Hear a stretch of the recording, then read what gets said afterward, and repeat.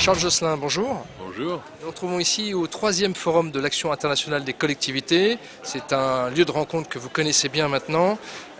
Quel point pouvons-nous faire sur la coopération au bout de 3 ans et notamment son évolution dans la législation française? Bon, d'abord, elle a beaucoup plus que 3 ans, cette coopération. Heureusement, pour certaines communes ou certains départements, elle a plusieurs dizaines d'années. Mais il est vrai que longtemps, elle a été clandestine. Les lois de décentralisation l'ont légalisée. Elles nous ont permis de sortir de la clandestinité, parce que j'étais de ceux qui ont commencé avant.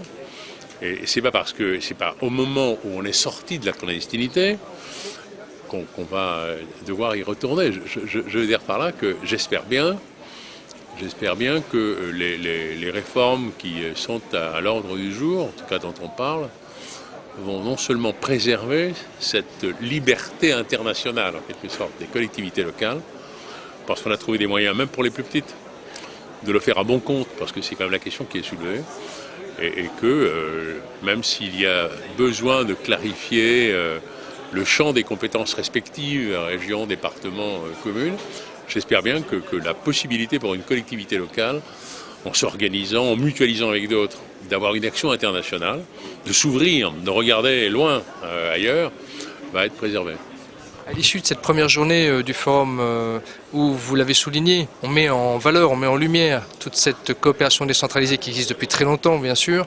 On a l'impression qu'il y a plus de monde, plus de fréquentation et donc plus de besoins d'échanges et d'initiatives. C'est certainement ce vers quoi on va s'orienter dans le monde d'aujourd'hui. Écoutez, moi je le constate en tout cas avec plaisir. Parce que quand nous avons décidé de nous lancer dans cette aventure du forum de l'Action internationale des collectivités, c'était il y a 3 ans maintenant, vous le rappeliez tout à l'heure, on n'était pas garanti que ce soit rencontre auprès de nos adhérents d'abord, et puis d'autres, des partenaires, un écho aussi fort que celui qu'on observe à nouveau cette fois, plus encore d'ailleurs cette fois que la seconde, et la seconde c'était plus que la première, donc on est sur une ligne porteuse, on va le dire. Faut-il y voir une volonté des élus de s'intéresser plus à l'international? J'en suis convaincu. Une mobilisation plus grande peut-être des communautés de migrants dans leurs communes, peut-être. Et je n'ai jamais dissimulé mon attachement au vote des étrangers aux élections locales.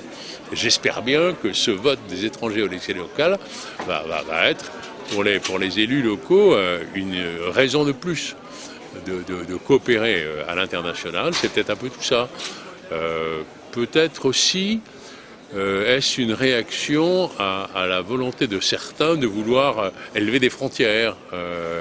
Et c'est une manière de dire non, on veut rester ouvert, on veut s'ouvrir au monde et rester ouvert au monde parce que on vit dans ce monde-là. J'espère en tout cas que, je le répète, ça va se poursuivre. J'espère que les collectivités locales vont préserver les moyens qu'elles consacrent à l'action internationale, en dépit des difficultés qu'elles peuvent rencontrer les unes ou les autres.